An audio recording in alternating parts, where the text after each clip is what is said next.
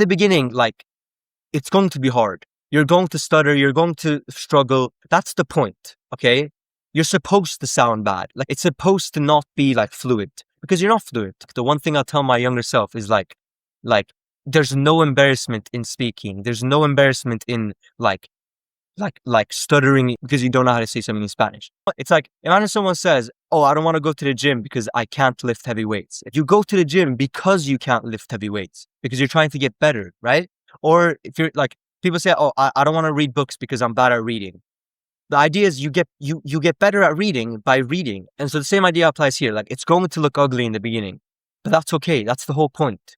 You're trying to get better. And so this framework of narrate, elaborate, contemplate is to combat this sort of occurrence of you sit down to practice your speaking and then you just don't know what to say, right? Whenever I just want to start practicing my Spanish abilities, I just think, okay, let me narrate something. Let me elaborate on that and then let me contemplate it. And it's not exclusive to Spanish. Like, if you really think about it, every conversation really just comes down to narrating, elaborating, and contemplating. And so it really helps you sort of get words out of your mouth instead of just having that silence. And by the way, if you're just getting started, I highly recommend joining the Speedy Spanish Hub. It's a free community I created with a bunch of free resources and guides to help you start learning Spanish with these methods. And it'll be the first link in the description.